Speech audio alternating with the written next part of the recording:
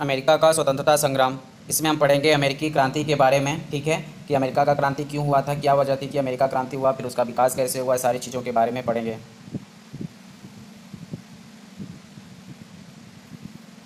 America किसका उपनिवेश था? तो अमेरिका ब्रिटेन का उपनिवेश था, लेकिन वहाँ के लोगों ने 4 जुलाई 1776 को ब्रिटेन से अपने आप को अलग करते हुए क्रांति के माध्यम से अमेरिका को अलग कराने में स्वतंत्रता प्राप्त की। अमेरिका की खोज किसने की थी? तो अमेरिका की खोज जिसने की थी वह कहाँ का निवासी था? तो अमेरिका की खोज जिसने की थी वह इटालियन मूल का निवासी था। कहाँ का मूल निवासी था? तो इटालियन का मूल निवासी था। लेकिन उसको भेजा किसने था? तो कोलंबस को भेजने वाली स्पेन की महारानी कौन थी? इसाबेल थी।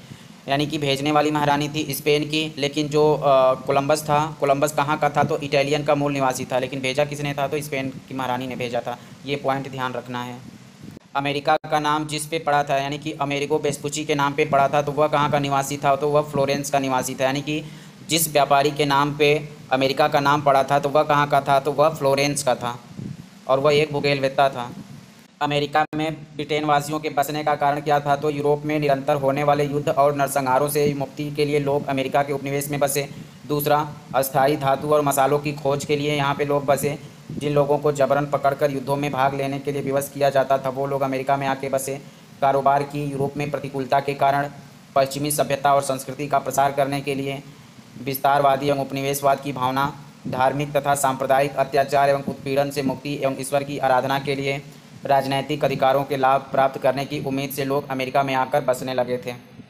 यानी कि अमेरिका में बसने का निर्णय किस कारण लिया गया था? तो इंग्लैंड का चार्ल्स प्रथम था। कब? इंग्लैंड का चार्ल्स प्रथम राजा था। कब? 1630 के दशक में। 1630 के दशक में इंग्लैंड में किसका राजा था? किसका राजा नहीं, कौन सा राजा था? इंग्लैंड में 1630 के दशक में चार्ल्स प्रथम राजा था। कौन था? चार्ल्स प्रथम राजा था। उसकी गलत शासन की पद्धति से जो पीड़ित लोग थे, वो लोग अमेरिका के उपनिवेश में जाकर बसने का निर्णय लिया। यानी कि अमेरिकी क्रांति के कारण क्या थे? तो अमेरिकी उपनिवेश में रहने वाले लोग इंग्लैंड के प्रति अपने जुड़ाव को धार्मिक अत्याचारों से, धार्मिक मतभेदों से और यूरोप से आकर उपनिवेशों में बसने वाले लोगों से संघर्ष की स्थिति थी। दूसरा, फ्रांस एवं अन्य यूरोपीय देशों का अमेरिका को सहयोग प्राप्त था।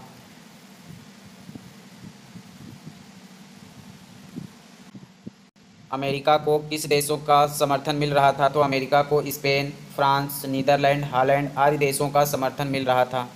अमेरिका में फ्लोरिडा, मिनोरिका और जिब्राल्टर जो थे, इंग्लैंड ने स्पेन से छीन लिया था। किसको? इंग्लैंड ने स्पेन से किसको छीन लिया था? अमेरिका के हिस्से को। तो वह हिस्सा था फ्लोरिडा, मिनोरिका और जिब्राल्टर को। इंग्लैंड ने स्पेन से कौन से क्षेत्रों को छीन लिया था जो अमेरिका में थे? तो वह थे फ्लोरिडा था, मिनोरिका था और जिब्राल्टर था। इंग्लैंड के कारण किसका व्यापार प्रभावित हो रहा था? तो इंग्लैंड के कारण नीदरलैंड या हॉलैंड का व्यापार प्रभावित हो रहा था। इसलिए नीदरलैंड और हॉलैंड किसका समर्थन कर रहे थे? तो अमेरिका का समर्थन कर रहे थे। तीसरा कारण क्या है? तो तीसरा कारण है कि अमेरिका के मामले में इंग्लैंड की सत्ता का न्यूनतम हस्तक्षेप, यानी अमेरिका के मामले में इंग्लैंड की सत्ता का न्यूनतम हस्तक्षेप था। यह कारण अमेरिका की क्रांति का एवं स्वतंत्रता की प्राप्ति का सबसे महत्वपूर्ण कारण माना जाता है। किसको? तो अमेरिका की क्रांति एवं स्वतंत्रता की प्राप्ति का सबसे महत्वपूर्ण कारण यह माना जाता है कि अमेरिका के मामले में इंग्लैंड की सत्ता का न्यूनतम हस्तक्षेप था। इसे ऐसा माना जाता है कि क्योंकि इंग्लैंड ने शुरू से ही अमेरिका उपनिवेशों पर या उसके स्वशासन पर अंकुश लगाने का प्रयास नहीं किया और न ही वह हस्तक्षेप करने का प्रयत्न किया। लेकिन नेविगेशन एक्ट किसके लिए लागू किया गया था? तो नेविगेशन एक्ट इंग्लैंड के द्वारा लागू किया गया था। नेविगेशन एक्ट क्या था? तो नेविगेशन एक्ट ऐसा कानून था जिसे इंग्लैंड में ऐसे कानून बनाया गया था जिनसे अमेरिकी उपनिवेशों को अंग्रेजी जहाज़ में ही अपने सामान लाने और ले जाने पड़ते थे। इसको क्या कहा गया था? तो नेविगेशन एक्ट कहा गया था। लेकिन इस कानून का भी सख्ती से पालन नहीं किया गया था। चौथा कारण क्या था? तो ब्रिटेन व अमेरिका उपनिवेशों की सामाजिक जीवन पद्धति जो थी उसमें भिन्नता थी। ब्रिटेन व अमेरिका उपनिवेश की सामाजिक जीवन पद्धति में भिन्नता थी। क्या भिन्नता देखने को मिलती है? कि जहां अंग्रेज समाज पुराना जटिलताओं से भरा एवं कृत्रिम अनुसरण कर रहा था, ठीक है, यानी कि पुरानी जटिलताओं से भरा हुआ था लेकिन कृत्रिम का अनुसरण कर रहा था।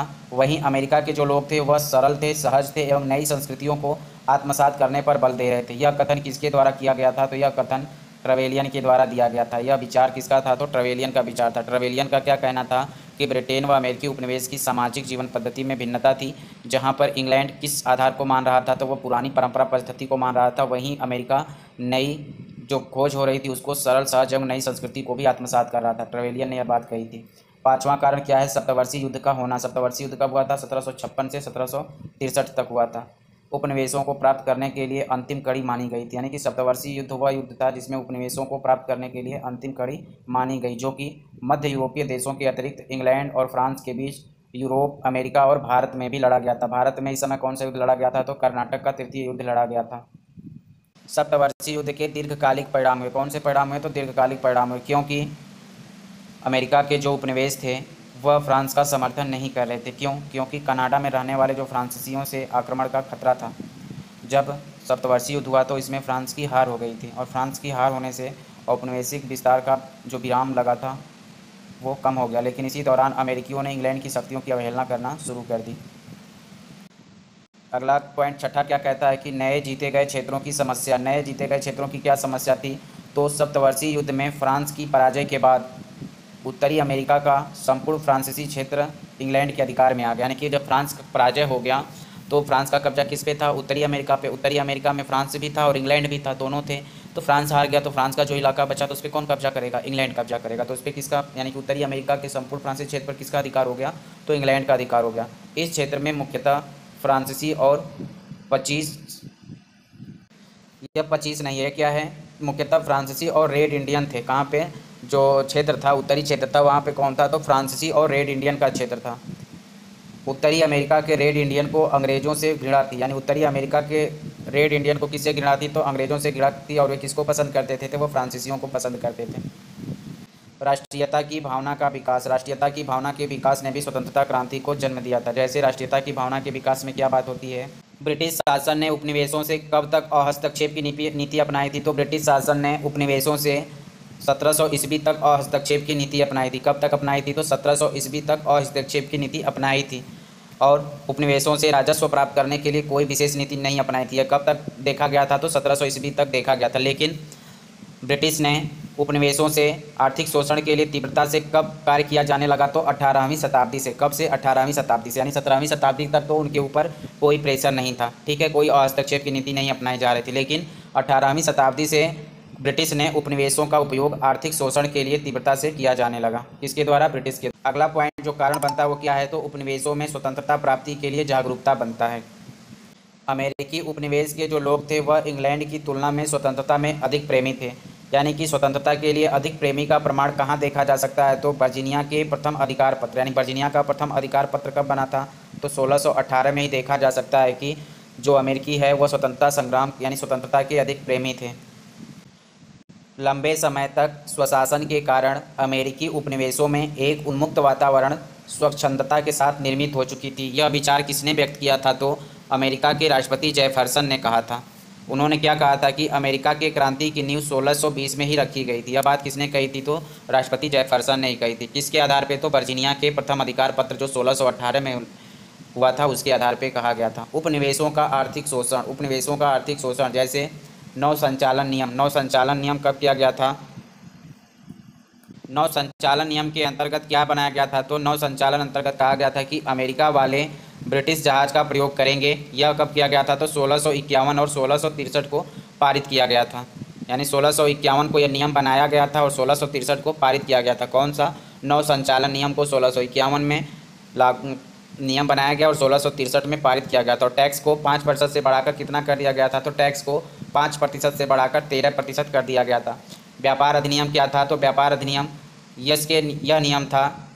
व्यापार अधिनियम में यह नियम बनाया गया कि अमेरिका से निर्यात किया जाने वाला कच्चा माल पहले ब्रिटेन आएगा, उसके बाद कहीं जाएगा। किसमें कहा गया था? तो व्यापार अधिनियम में कहा गया था। औद्योगिक नियम कब बनाया गया था? तो औद्योगिक नियम के अंतर्गत 1689 ईस्वी में। कब? 1689 में ऊनी वस्त्रों के निर्यात पर प्रतिबंध लगाया गया। ठीक है, यानी औद्योगिक नियम के तहत किस पे रोक लगाया गया था? तो ऊनी वस्त्रों के निर्यात पर प्रतिबंध लगा दिया गया था। 1750 में लोहे के कारखाने स्थापित करने पर प्रतिबंध लगा दिया गया, यानी 1750 में लोहे के कारखाने स्थापित करने पर प्रतिबंधित कर दिया गया था। व्यापार अधिनियम, इसके अनुसार अमेरिकी उपनिवेशों में उत्पादित हुए कुछ वस्तुओं का निर्यात केवल इंग्लैंड को ही किया जाना था, जैसे चावल, तंबाकू, लोहा, चमड़ा, लकड़ी और नौसैनिक सामान। तो ये सामान जो थे केवल इंग्लैंड को ही बेचना था और किसी को नहीं बेचना।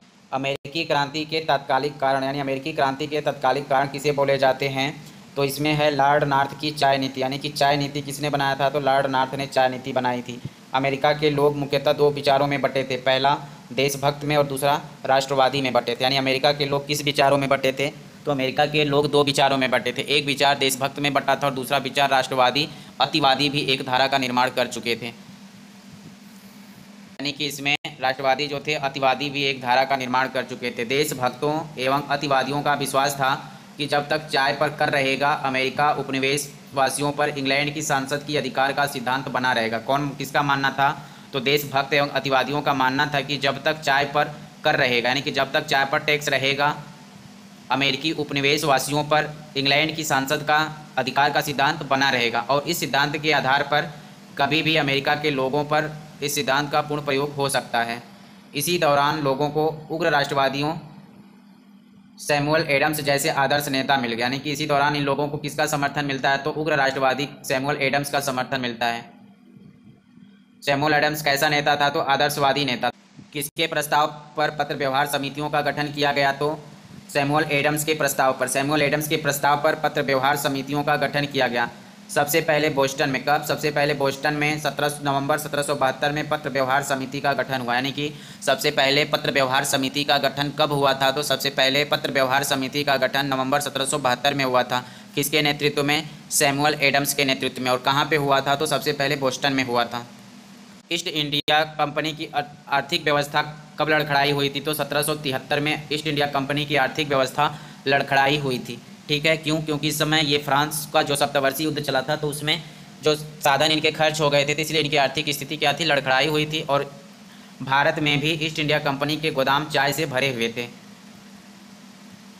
उस समय जब सप्तवर्षीय युद्ध हुआ था या जो दौर जो चल रहा था, उस दौर में चाय का सबसे बड़ा आयातक देश कौन था? तो चाय का सबसे बड़ा आयातक देश अमेरिका था। तो इसी समय 1773 में एक नीति लाई गई थी, किसको बोस्टन टी पार्टी के नाम से जाना जाता है। तो चाय नीति लाई गई थी। क्या लाई गई थी? चाय एक्ट नीति लाई गई थी। इसमें क्या कहा गया था कि जो चाय का व्यापार होगा वह एकाधिकार व्यापार केवल इंग्लैंड का ही होगा। इंग्लैंड ही अमेरिका तक डायरेक्ट, इंडिया से डायरेक्ट अमेरिका तक चाय का व्यापार करेगा। कौन? और इससे क्या होगा? तो इससे अमेरिका को भी फ़ायदा होता है, यानी कि इनको भी सस्ता चाय मिलता है और ईस्ट इंडिया कंपनी को भी फ़ायदा होता है। लेकिन अमेरिका उपनिवेशवासियों को ब्रिटेन की एक कंपनी के एकाधिकार से चिढ़ थी। अमेरिका ने इस कानून के तहत क्या आरोप लगाया? तो अमेरिका ने इस कानून के तहत आरोप लगाया कि अमेरिका वासियों इंग्लैंड हमें सस्ती चाय देकर बाहरी कर लगाने के अपने अधिकार को बनाए रखना चाहता है। लॉर्ड नाथ की चाय योजना के विरोध में मैसाचुसेट्स के बंदरगाह बोस्टन में कुछ लोग उग्र हो गए। कब? यानी कि बोस्टन बंदरगाह कहाँ का बंदरगाह है? तो बोस्टन बंदरगाह जो है वो मैसाचुसेट्स का क्षेत्र, यानी कि जो 13 उपनिवेश हैं, तो उन 13 उपनिवेशों में से एक उपनिवेश मैसाचुसेट्स है, जहाँ पे बोस्टन टी बंदरगाह है। यानी जब इस बंदरगाह पर ईस्ट इंडिया कंपनी का जहाज़ भारत से जाता है, कहाँ पे? अमेरिका में पहुँचता है, बोस्टन बंदरगाह पे। ये कहाँ पे? मैसाचुसेट्स में है। ठीक है, जब वहाँ पे पहुँचता है तो सैमुअल एडम्स के नेतृत्व में, किसके नेतृत्व में? सैमुअल एडम्स के नेतृत्व में 16 दिसंबर 1773 को अमेरिका के 50 नागरिक कुली का रूप धारण करते हैं और बोस्टन बंदरगाह में खड़े ईस्ट इंडिया कंपनी के जहाज़ के ऊपर चढ़ जाते हैं और उन्होंने चाय की कितनी पेटियाँ? तो चाय की 340 पेटियाँ समुद्र में फेंक देते हैं। और इस घटना को क्या कहा जाता है? तो इसी घटना को बोस्टन टी पार्टी कहा जाता है। इस घटना को क्या कहा जाता है? तो बोस्टन टी पार्टी कहा जाता है। यानी कौन सी घटना थी जिसने इंग्लैंड और अमेरिका को एक दूसरे को आमने सामने लाकर खड़ा कर दिया? तो बोस्टन टी पार्टी की जो घटना हुई थी, उसी घटना ने अमेरिका और इंग्लैंड को एक साथ लाकर आमने सामने खड़ा कर दिया। और बोस्टन टी पार्टी का नेतृत्व किसने किया था? तो सैमुअल एडम्स ने किया था।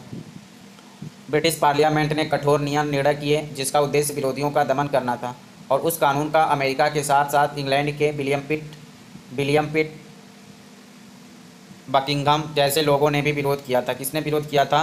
तो जो कानून पारित किया गया था, तो उस कानून को इंग्लैंड के विलियम पिट और बकिंघम ने भी विरोध किया था अमेरिका के साथ साथ। अब बात करेंगे महाद्वीपीय कांग्रेस अधिवेशन के बारे में। महाद्वीपीय कांग्रेस का अधिवेशन कब बुलाया गया था? तो महाद्वीपीय कांग्रेस का अधिवेशन 5 सितंबर 1774 को बुलाया गया था। किसके द्वारा बुलाया गया था? तो अमेरिका के वर्जीनिया के निवासियों ने। कहाँ के निवासियों ने बुलाया था? तो वर्जीनिया के निवासियों ने सभी उपनिवेशों मतलब 13 उपनिवेशों को, प्रतिनिधियों को कहाँ पे बुलाया था? तो फिलाडेल्फिया में बुलाया था। कहाँ पे? फिलाडेल्फिया में बुलाया था। एक सम्मेलन का प्रस्ताव रखा था और जिसमें सभी उपनिवेशों ने स्वीकार कर लिया था। इसे ही क्या कहा गया था? तो इसे ही कांग्रेस का प्रथम अधिवेशन कहा गया था। इस अधिवेशन में यानी कि 13 उपनिवेशों को बुलाया गया था और सभी आने को तैयार भी हो गए थे, लेकिन इनमें से कौन सा उपनिवेश था जो इस अधिवेशन में सम्मिलित नहीं हुआ था?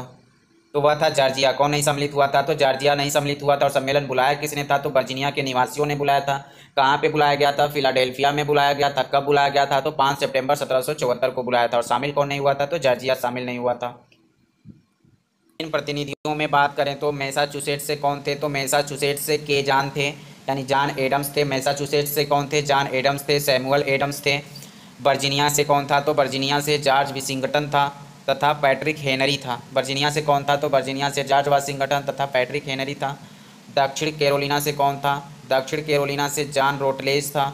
दक्षिण कैरोलिना से जॉन रोटलेज था तथा क्रिस्टोफर ग्रेट स्टेन था। रूड आइलैंड से कौन था? तो रूड आइलैंड से स्टीफन हॉकिंग्स था। कौन था? स्टीफन हॉकिंग्स था। पेंसिल्वानिया से कौन था? तो पेंसिल्वानिया से जॉन डिक्सन थे। कौन थे? John Dixon. पेंसिल्वानिया से जॉन डिक्सन, यानी पेंसिल से लिख से डिक्टेंशन प्राप्त कर दिया। पेंसिल से लिख से डिक्टेंशन प्राप्त कर दिया। तो पेंसिल्वानिया से कौन थे? डिक्टेंशन थे। रूड आइलैंड से कौन थे? तो रूड आइलैंड से स्टीफन हॉकिंग्स थे। रूड आइलैंड से रूड हो गए, मतलब कि स्टीफन हॉकिंग्स थे जो पूरे रूड हो गए थे। क्या हो गए थे? रूड हो गए थे, बूढ़े हो गए थे, लेकिन फिर भी वो जिंदा थे। तो रूड आइलैंड से कौन आए थे? तो स्टीफन हॉकिंस आए थे। दक्षिण कैरोलिना से कौन आए थे? जॉन रोटलेज थे और तथा क्रिस्टोफर ग्रेट स्टेन थे। दक्षिण कैरोलिना से कोरोलिना जॉन रोटलेज और क्रिस्टोफर ग्रेट स्टेन। जॉर्ज वाशिंगटन तथा पैट्रिक हेनरी किस कहाँ से थे? तो वर्जीनिया से थे। जॉर्ज वाशिंगटन तथा पैट्रिक हेनरी कहाँ से थे? वर्जीनिया से। वर्जीनिया जॉर्ज वाशिंगटन वर्जीनिया और पैट्रिक हेनरी और जॉर्ज वाशिंगटन वर्जीनिया से। सैमुअल एडम्स और जॉन एडम्स मैसाचुसेट्स से थे। ये जो थे ये प्रतिनिधि यहाँ पे शामिल हुए थे। पहले सम्मेलन में किसका डिसीजन लिया गया? तो प्रथम कांग्रेस की, यानी 5 सितंबर 1774 को जो प्रथम कांग्रेस का महाद्वीपीय सम्मेलन हुआ था, उसमें किसका निर्णय लिया गया था? तो इसमें प्रतिनिधियों ने अपने आंतरिक मामले में पूर्ण स्वेच्छा का अधिकार का संकल्प लिया, ना कि पूर्ण स्वराज का। किसका संकल्प लिया था? तो पूर्ण स्वेच्छा के अधिकार का संकल्प लिया था अपने आंतरिक मामलों में। इस सम्मेलन में और एक घोषणा पत्र तैयार किया गया और इसे कहाँ भेजा गया? तो इसे इंग्लैंड भेजा गया और कहा गया कि 1765 के बाद के सभी कानूनों को समाप्त किया जाए। पहला सम्मेलन कब समाप्त हुआ था? तो 22 अक्टूबर 1774 को पहला सम्मेलन समाप्त हुआ। लेकिन यह भी संकल्प लिया गया कि भविष्य में विचार विमर्श के लिए सम्मेलन बुलाया जाएगा, यानी 5 सितंबर 1774 को सम्मेलन बुलाया जाता है और समाप्त कब होता है? तो 22 अक्टूबर 1774 को। कनकॉर्ड घटना, लिविंगस्टन। कनकॉर्ड घटना क्या कहलाती है? कनकॉर्ड घटना कहाँ पे होती है? तो लिविंगस्टन में होती है। कहाँ पे होती है? लिविंगस्टन में होती है। किस नाम से जानी जाती है? तो कनकॉर्ड। कनकॉर्ड का राजकीय गवर्नर कौन था? तो कनकॉर्ड का राजकीय गवर्नर गेज था। कौन था? गेज था।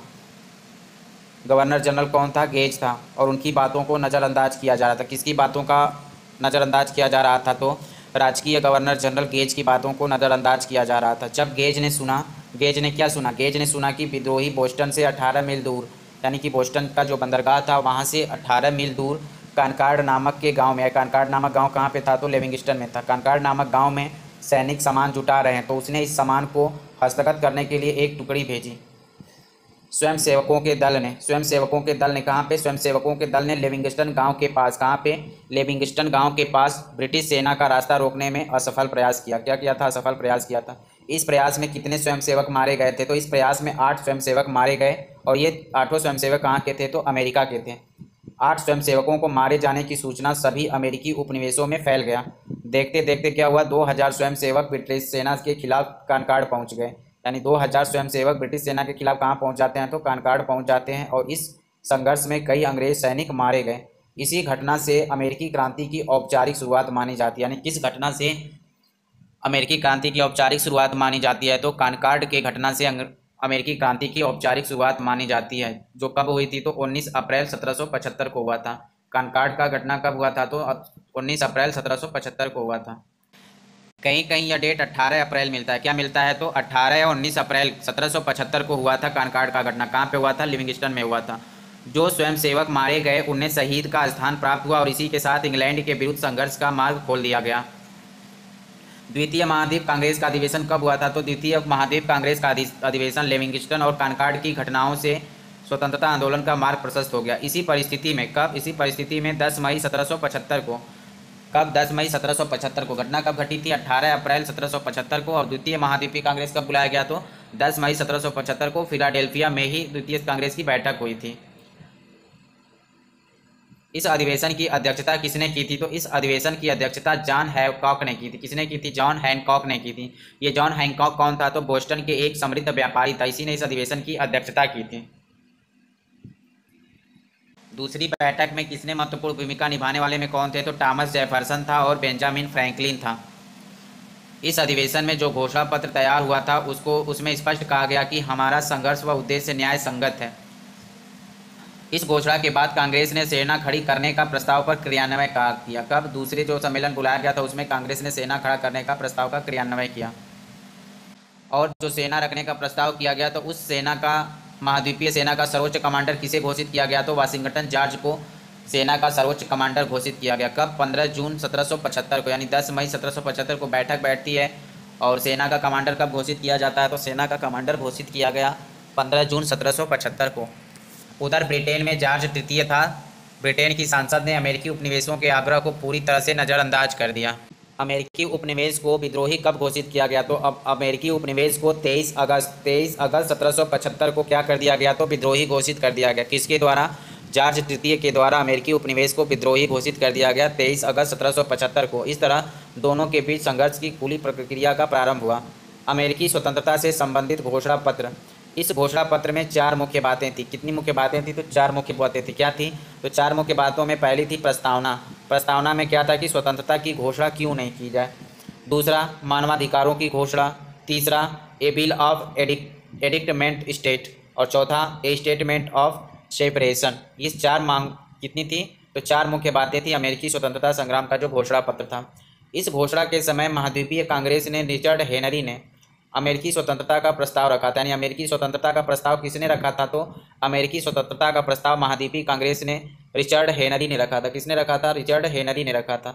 और इसको पारित किसने करवाया था? तो इसको एडम्स सैमुअल ने पारित किया। किसने पारित किया? तो एडम्स सैमुअल ने पारित किया। और प्रस्ताव किसने रखा था? तो रिचर्ड हेनरी ने रखा था। कांग्रेस ने अमेरिकी स्वतंत्रता के प्रस्ताव को कब स्वीकार किया? तो कांग्रेस ने अमेरिकी स्वतंत्रता के प्रस्ताव को 2 जुलाई 1776 को स्वीकार किया था। कब स्वीकार किया था? तो 2 जुलाई 1776 को स्वीकार किया था।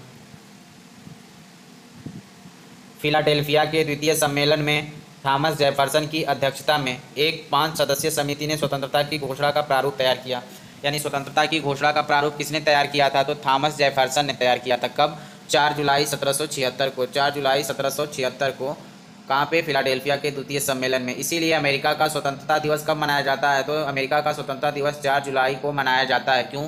क्योंकि 4 जुलाई 1776 को अमेरिकी स्वतंत्रता का घोषणा पत्र तैयार किया था। यानी कि प्रस्ताव को स्वीकार किया गया कब? 2 जुलाई 1776 को। और इसका प्रारूप कब तैयार किया गया था? तो इसका प्रारूप तैयार किया गया था 4 जुलाई 1776 को। किसकी अध्यक्षता में? थॉमस जेफरसन की अध्यक्षता में। कितने सदस्य थे? तो 5 सदस्य थे।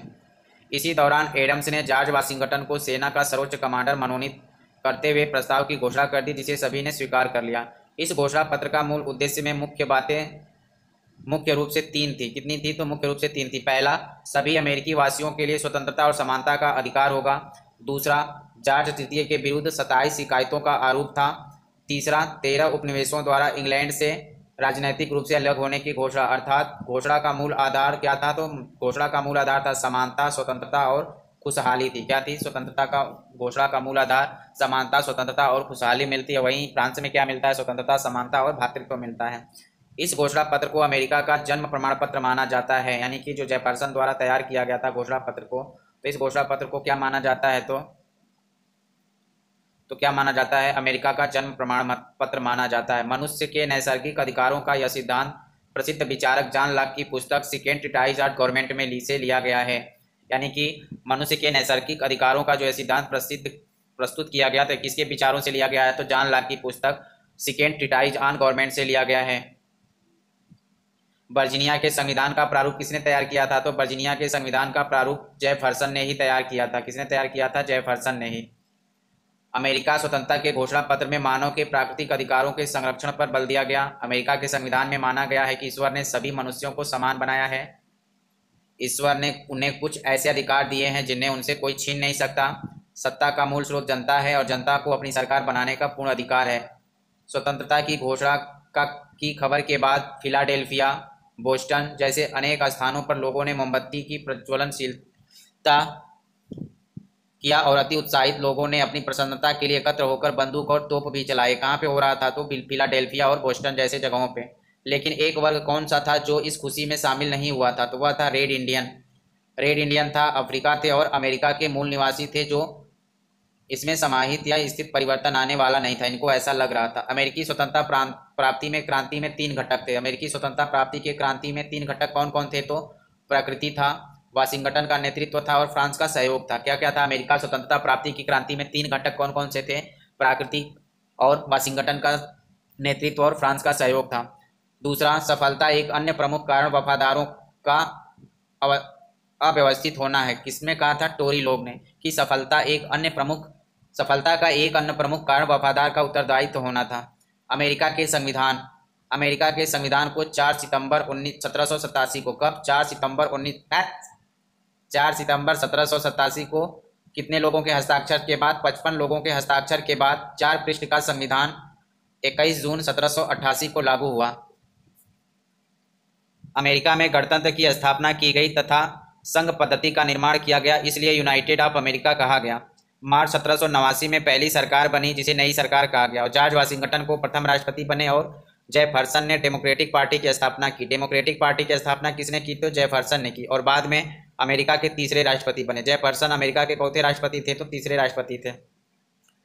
अमेरिकी स्वतंत्रता में ब्रिटेन की हार के प्रमुख कारण क्या थे? तो अमेरिकी मामले के मंत्री कौन थे? तो अमेरिकी मामले के मंत्री थे लॉर्ड जर्मेन ने, लॉर्ड जर्मेन हो गया अमेरिकी मामले का मंत्री। इंग्लैंड में एक ही स्थान से अमेरिका के विरुद्ध युद्ध का संचालन करता था, यानी अमेरिकी मामले का मंत्री कौन था? तो लॉर्ड जर्मेन था। जैसे ब्रिटेन के